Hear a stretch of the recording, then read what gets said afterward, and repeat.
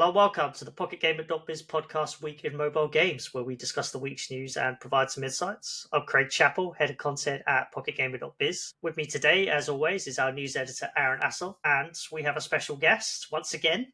Second week in a row, we've got our COO, Dave Bradley's back on the podcast. Hello, Welcome back. hello. How you doing? I'm very well, thank you. Yeah, very pleased to be here. It's been busy, and I know we'll get talking about this, but I'm very tired because we've been around, we've been traveling, and we've got more traveling coming up. So yeah, with all the events that we've been delivering and that we're going to be doing, I'm exhausted. But apart from that, all good, thank you. So we're going to talk about your trips, but what else have you been up to?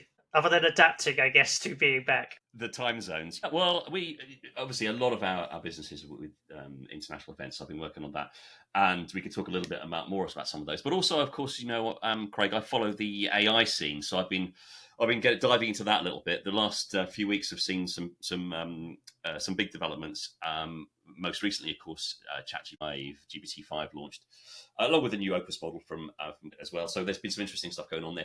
But actually, I'm all about kind of the application. So I've been tinkering with a couple of AI games platforms recently, and they just announced in the last 24 hours that they've gone into early access. I think there's a story on the site about this, but Hidden Door, which raised a load of money last year to create AI games, but there's a lot of human-powered storytelling in there as well. They're sensitively treating some IPs that they've got, and I had a big demo of that with the company yesterday, actually. So I'm still playing around with that a little bit, and I had a go on that. We were playing, essentially, the platform is a sort of interactive fan fiction kind of model, but we were playing the Pride and Prejudice universe that they've got with AI characters in it. So that's kind of where I've been in the last couple of days. How does it work?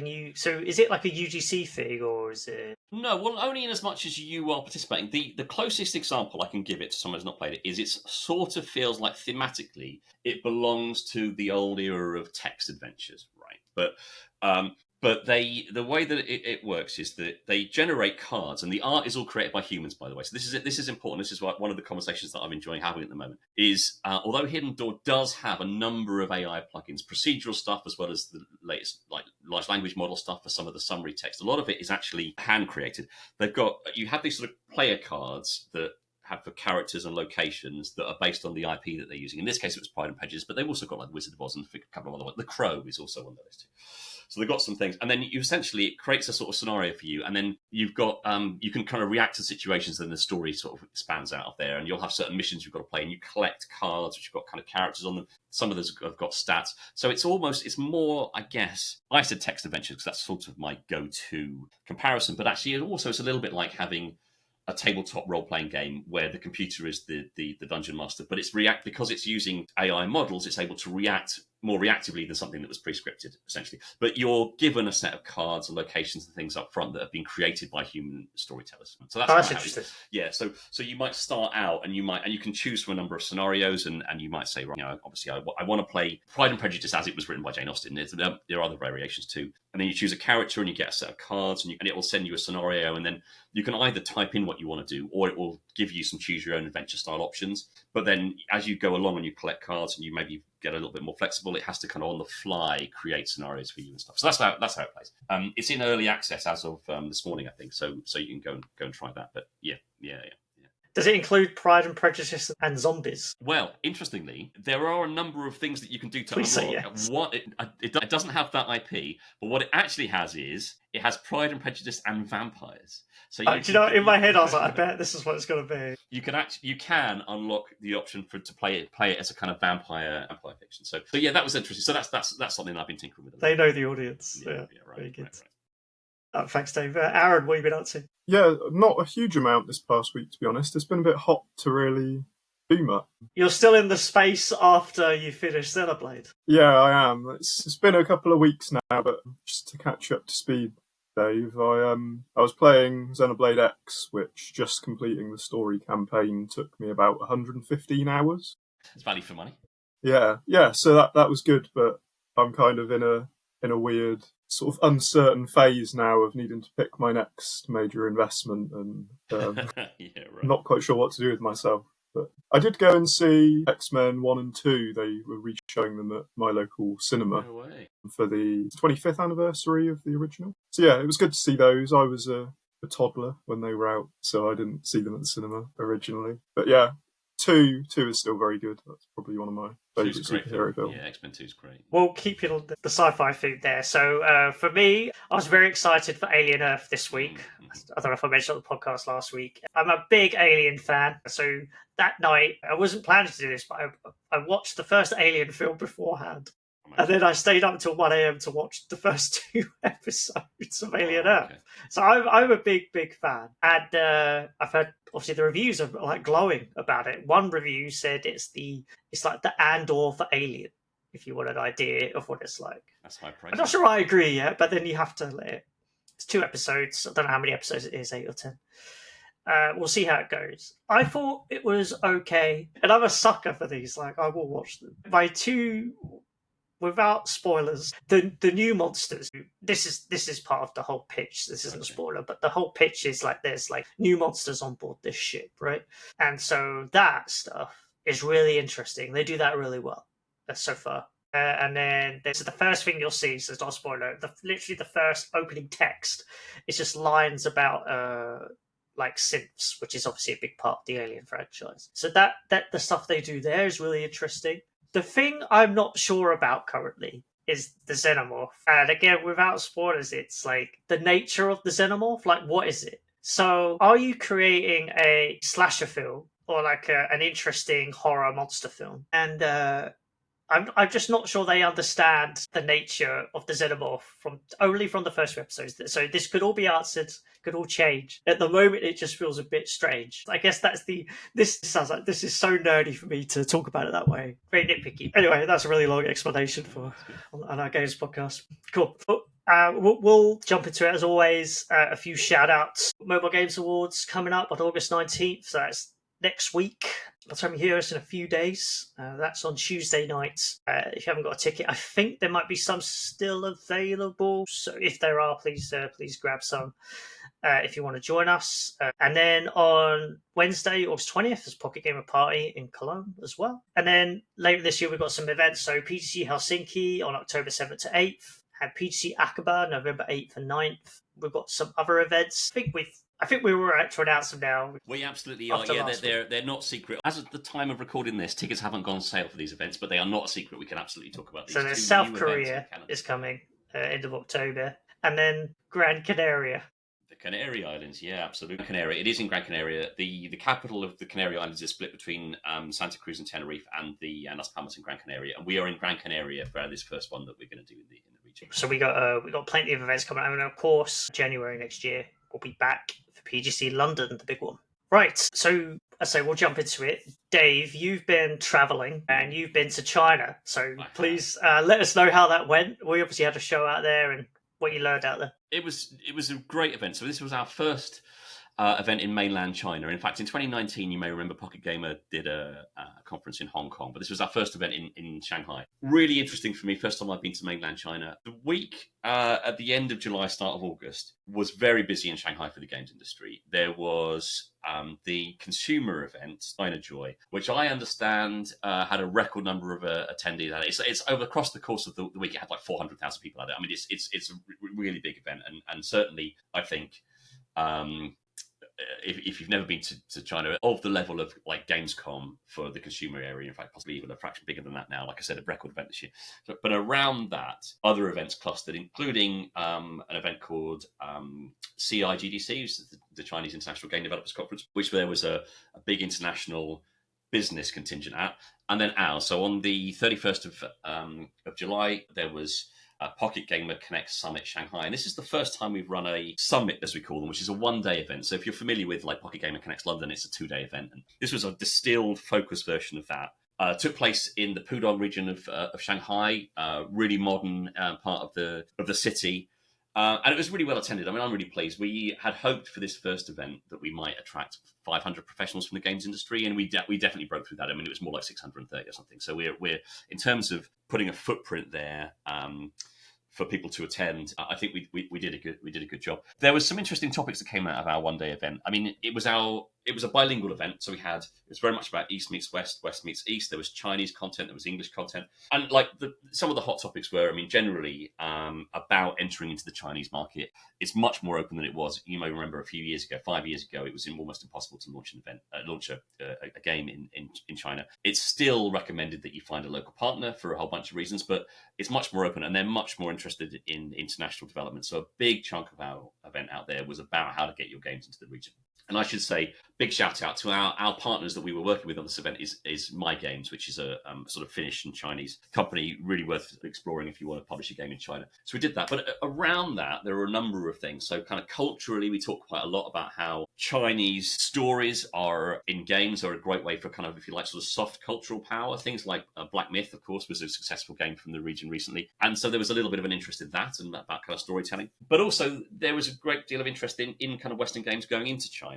A hot topic there, as are all of our events at the moment, and I said a little bit at the top of this call, AI. Everyone wants to talk about AI. A little bit of an amusing aside, because I was following a lot of the Chinese conversation through AI translation. The Mandarin for love is ai. So accidentally getting your conversation about AI translated into the word love was very easy so that was an interesting little kind of opportunity for miscommunication.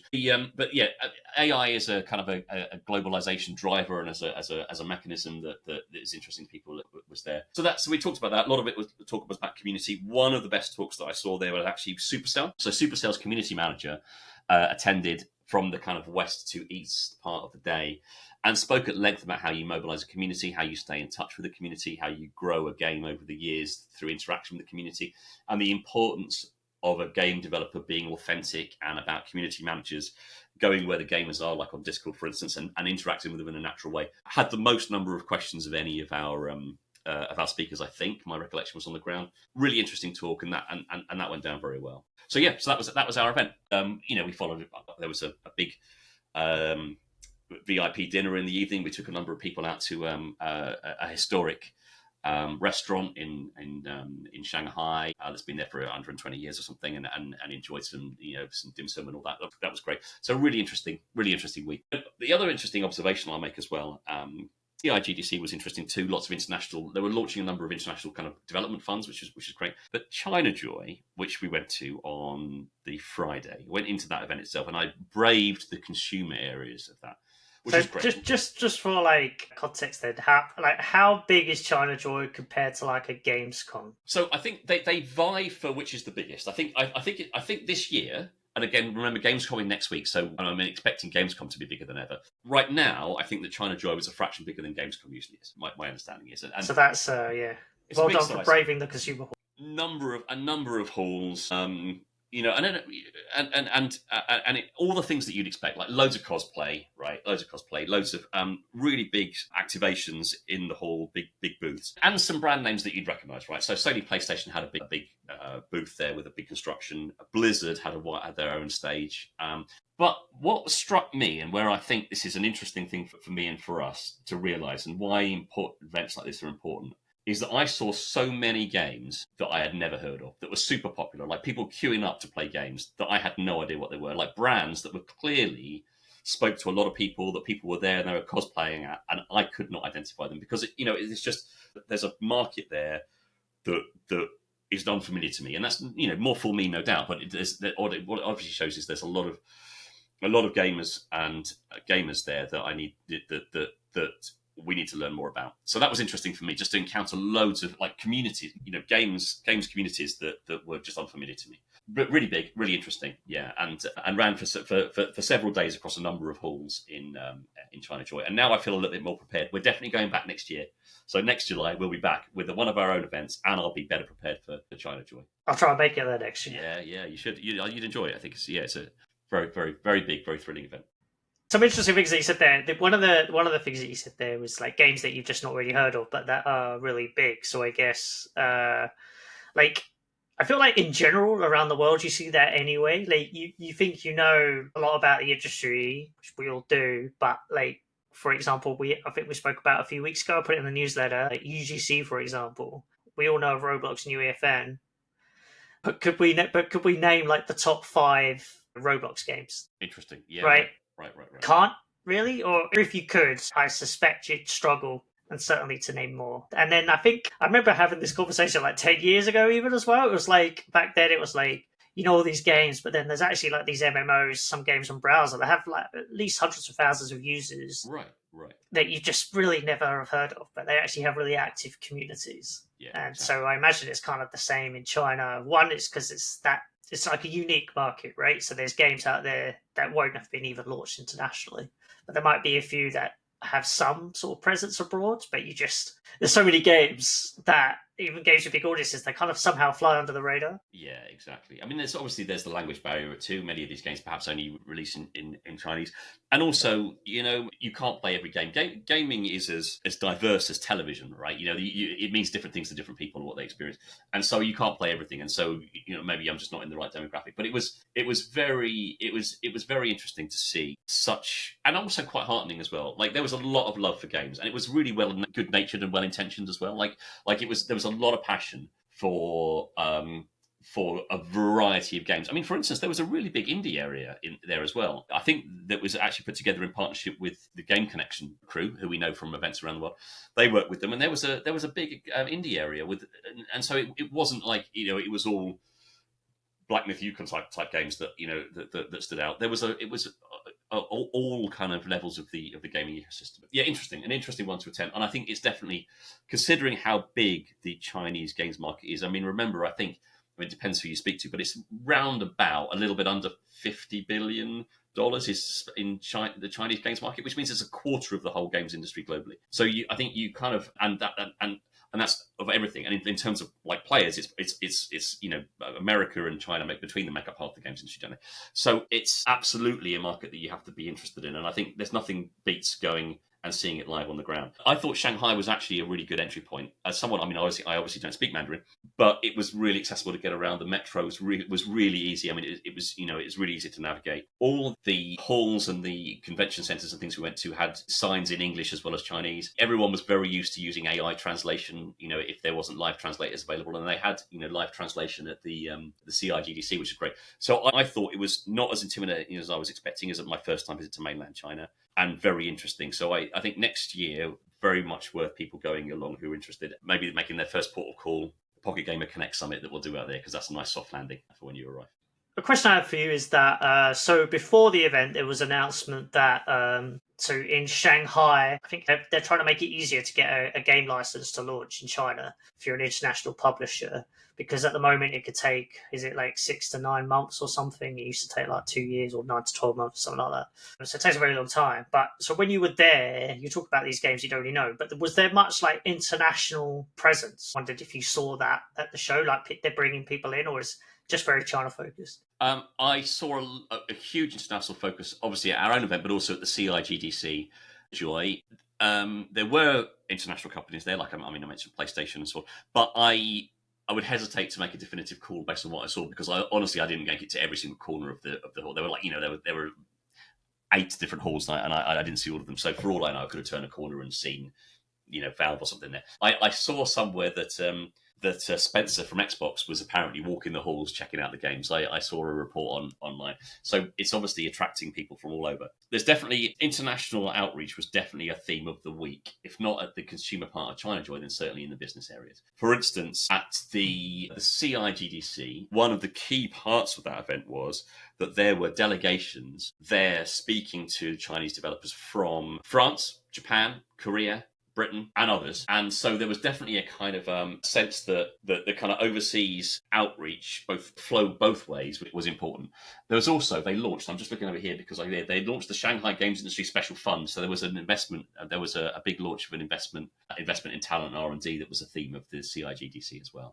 So yeah, I get the feeling that it's very much, certainly on the business side of the events that I saw, was about bridging east to west. Really interesting. Thanks for that, Dave. Right, elsewhere in the news, I just want to talk about one kind of very big topic this week. So one of the big news, perhaps one of the biggest news of the week, it was AppCharge has raised $58 million to scale up with, growing direct-to-consumer demand. So that's a huge deal for them. It's kind of a huge, I guess investors at least are very optimistic about this market. These companies just making hand over fist. Obviously with all the court rulings kind of kicking this all into overdrive, direct to consumer. Companies like Playtika will do it for a long time, but now kind of everyone's got to do it, right? You've got your own web stores, and in the US now, and on the App Store at least, you can get basically link out freely without any of that revenue share going to Apple. I believe it's about 5% that you give these platform holders, but I'm sure I heard that it's kind of 5 to 10%. Maybe depending on the services that you use. Also worth noting, in the US on Google Play, like that is potentially opening up. Google lost their last appeal, but then immediately after that appeal, so that was in the Google versus Epic case, and it's about like a legal monopoly. So while Google lost their latest appeal, they've now appealed to the Supreme Court, and a judge said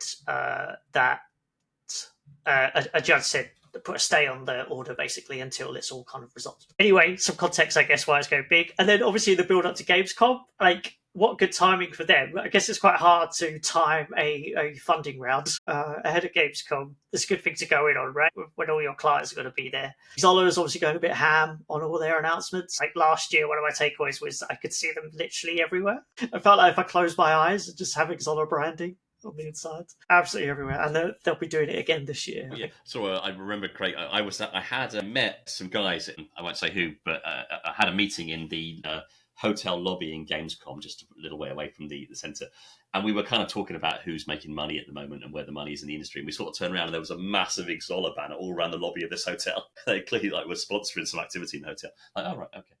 Well, at least you hope they're making money. So.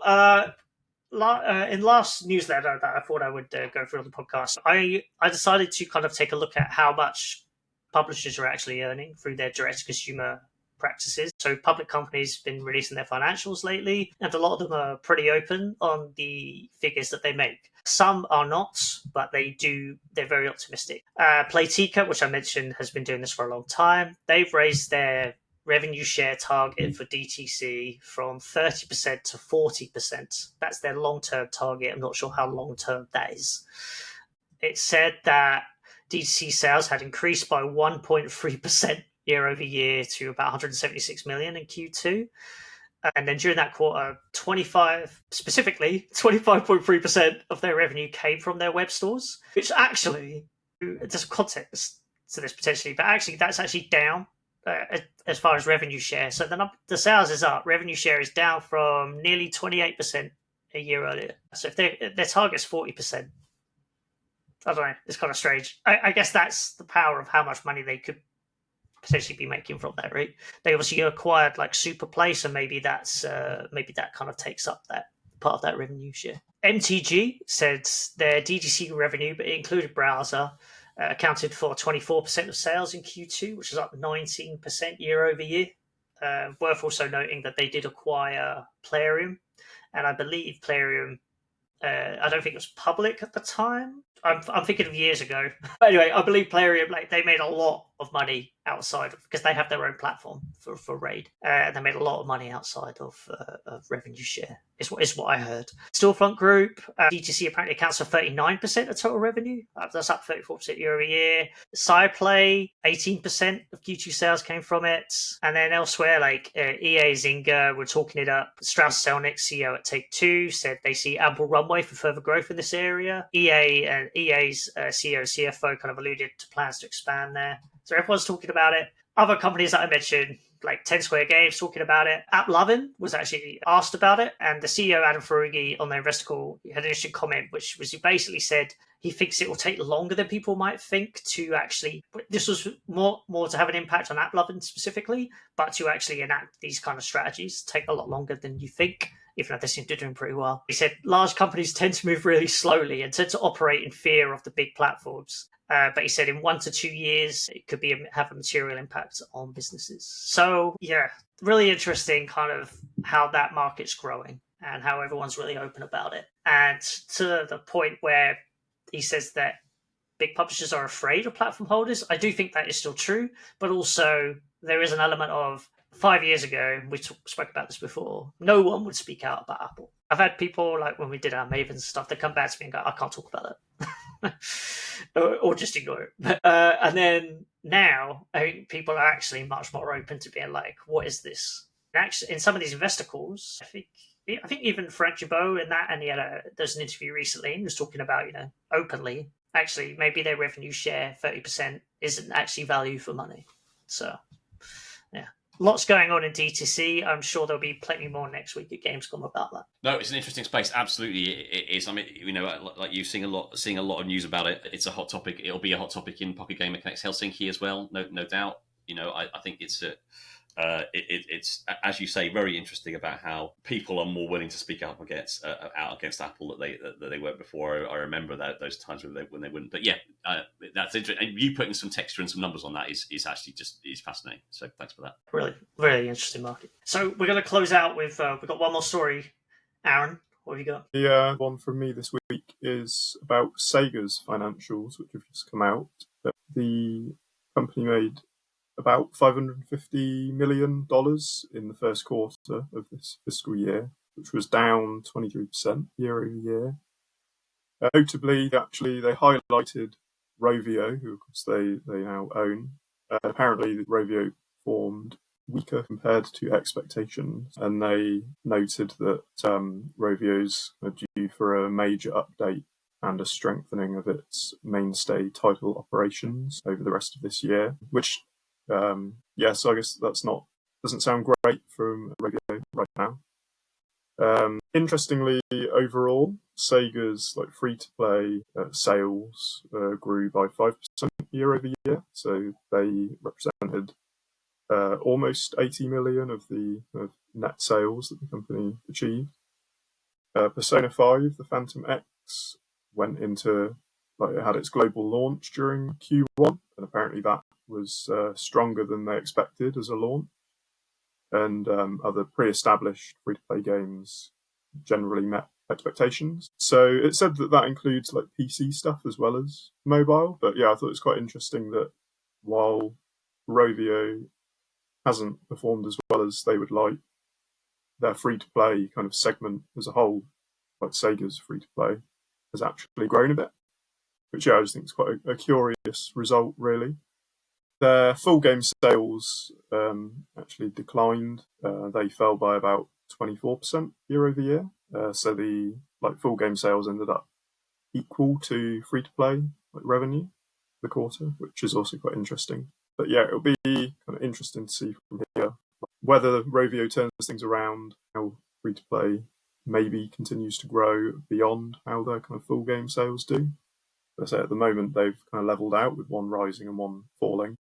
So yeah, I guess we'll have a bit more of an idea in Q2. It's kind of so since the acquisition, really. If you just looked at estimates, and I know again, there's an element of direct consumer, at least when you look at estimates. It had been falling kind of since Sega acquired Rovio. Revenue has been on the down, and it seems like officially that has continued. And it's quite notable that they would say that Rovio's performance is weaker compared to expectations. So that's quite worrying for them. I'm curious what a major update does mean. That sounds a bit scary, to be honest. But if it's not the scary option, so what is it? What do they mean by that? Is my question. How do you improve it suddenly? It's not like they're not trying to do that already. I don't really know what that means, to be honest. The last game that they released, Bounce, right, was on Apple Arcade. Just on Apple Arcade. So I guess there was just a deal there.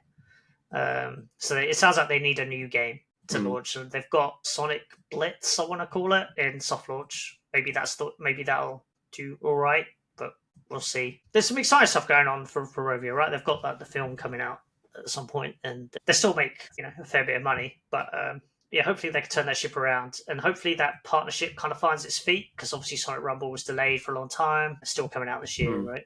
And then, but I'm being really surprised to learn that.